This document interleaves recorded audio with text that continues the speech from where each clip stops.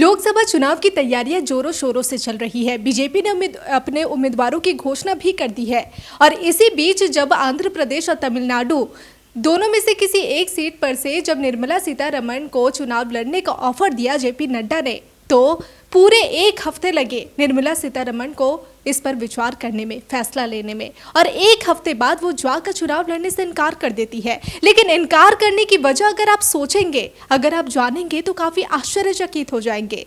जी हाँ, क्या आपको पता है कि देश के वित्तीय लेखा जोखा का हिसाब रखने वाली वित्त मंत्री के पास ही संपत्ति ही नहीं है, पैसे नहीं है। जी हाँ, आपको जानकर हैरानी होगी कि केंद्र पर बैठे सभी मंत्रियों में से वित्त मंत्री ही वो अकेली मंत्री है जिनके पास सबसे कम पैसे हैं और उनके पास चुनाव लड़ने के पैसे नहीं है। जी हाँ, इस बात की जानकारी खुद निर्मला सीतारमण ने दी है।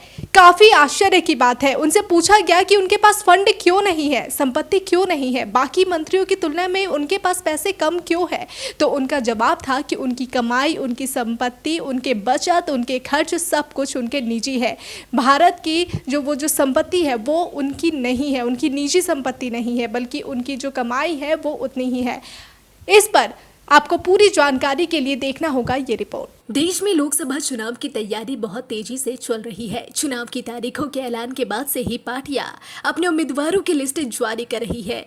इसी बीच देश की वित्त मंत्री निर्मला सीतारमण ने बताया है कि बीजेपी ने उन्हें लोकसभा चुनाव लड़ने के लिए कहा था, लेकिन उन्होंने मना कर दिया। चुनाव न लड़ने की वजह बताते हुए वित्त मंत्री ने कहा कि उनके पास चुनाव लड़ने के लिए उतने पैसे नहीं है। वित्त मंत्री ने कहा कि बीजेपी अध्यक्ष जेपी नड्डा ने उन्हें आंध्र प्रदेश या तमिलनाडु से चुनाव लड़ने का विकल्प दिया था। उन्होंने बताया कि जिसके बाद वो एक हफ्ते तक सोचने के बाद अध्यक्ष के पास जवाब देने वापस गई और कहा शायद नहीं। वित्त मंत्री ने कहा कि मुझे नहीं लगता कि मैं चुनाव लड़ने में सक्षम हूं। साथ ही उन्होंने बताया कि मैं पार्टी की बहुत आभारी हूं कि उन्होंने मेरी लोकसभा चुनाव न लड़ने की बात को मान लिया। जब वित्त मंत्री से पूछा गया कि देश के वित्त मंत्री के पास चुनाव लड़ने के लिए फंड क्यों नहीं है, तो इस सवाल के जवाब में उन्होंने कहा कि भारत की संचित फंड उनकी निजी नहीं है। सीतारमण ने कहा कि मेरा वेतन, मेरी कमाई और मेरी बचत मेरी अपनी है, लेकिन भारत की संचित फंड पर मेरा कोई अधिकार नहीं है। बता दें कि भाजपा ने 19 अप्रैल से शुरू होने वाले आगामी लोकसभा चुनाव में कई मौजूदा राज्यसभा सांसदों को मैदान में उतारा है।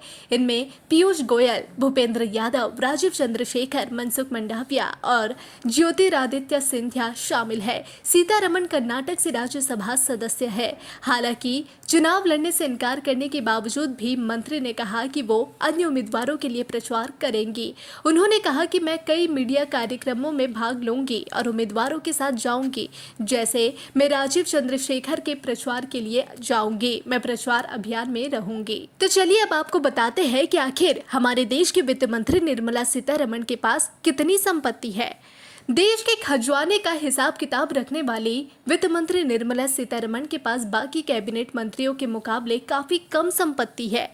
2023 में उन्होंने जब अपनी संपत्ति का ब्यौरा दिया था तो पता चला कि मोदी कैबिनेट में वह सबसे कम संपत्ति वाली मंत्रियों में से एक है। तो जैसा कि हमने आपको बताया कि निर्मला सीतारमण ने एक हफ्ते तक विचार विमर्श किया, फैसला लिया और फैसले के बाद वो जेपी नड्डा को साफ इनकार कर देती है कि वो ना तो तमिलनाडु और ना ही आंध्र प्रदेश से लड़ने वाली है। आपको बता दें कि निर्मला सीतारमण ने जो वजह बताई वो सच में आश्चर्यचकित करने वाला है। लेकिन ऐसे में सवाल ये है कि आखिर निर्मला सीतारमण के पास पैसे कम तो है, लेकिन आखिर जो साल 2023 में मार्च तक उनकी संपत्ति क्या थी, केंद्र के पास उनका क्या हिसाब किताब है, आखिर में असल में उनकी संपत्ति है क्या, ये जानने के लिए देखिए ये रिपोर्ट। प्रधानमंत्री कार्यालय के मुताबिक 31 मार्च 2023 तक निर्मला सीतारमण के पास जो संपत्तियां थी वो इस प्रकार है। आवासीय भवन 1,70,51,400 रुपए पति के साथ संयुक्त प्रॉपर्टी के साथ, गैर कृषि भूमि 7,08,800 रुपए, बजाज चेतक स्कूटर की कीमत 28,260 रुपए, ज्वेलरी 18,46,987 रुपए, बैंक में जमा 35,52,666 रुपए, पीपीएफ 1,59,763 रुपए, म्यूचुअल फंड 5,80,424 रुपए, दिया गया ऋण 2,70,000 रुपए, अन्य प्राप्त आय 5,08,536 रुपए। आपको जानकर हैरानी होगी कि वित्त मंत्री के पास उनके अपने नाम से कोई भी कार नहीं है। उनके पास एक बजाज चेतक ब्रांड का एक पुराना स्कूटर है, जिसकी कीमत तब करीब 28,260 रुपए आकी गई थी।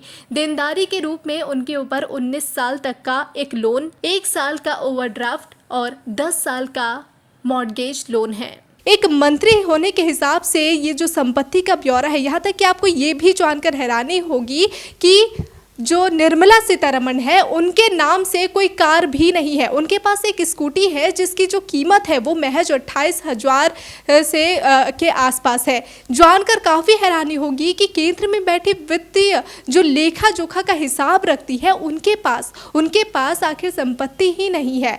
केवल एक स्कूटी जिसके मात्र 28,000 के करीब बताई जा रही है। कार भी उनके नाम पर नहीं है। काफ़ी आश्चर्यचकित करने वाली है।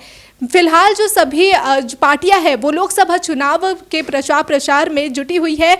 भले ही वित्तीय मंत्री सीतारमण कह रही है कि वो चुनाव नहीं लड़ने वाली है, लेकिन वो साफ कह रही है कि वो चुनावी प्रचार पर जरूर उतरने वाली है। बहरहाल वो चुनावी मैदान पर नहीं उतरी है, लेकिन चुनाव प्रचार करते हुए बीजेपी के लिए ज़रूर नजर आएगी। और सभी पार्टियां जो कि जोर शोर से जो लोकसभा चुनाव के लिए तैयारी शुरू कर चुकी है, उम्मीदवारों की लिस्ट जारी कर चुकी है और सभी की नज़र टिकी हुई है कि लोकसभा चुनाव के नतीजे क्या आते हैं। इस पर सभी की नज़र टिकी हुई है और आपकी नज़र बनी रहे डिजिटल खबरीलाल पर। खबरें आपकी, नज़र हमारी।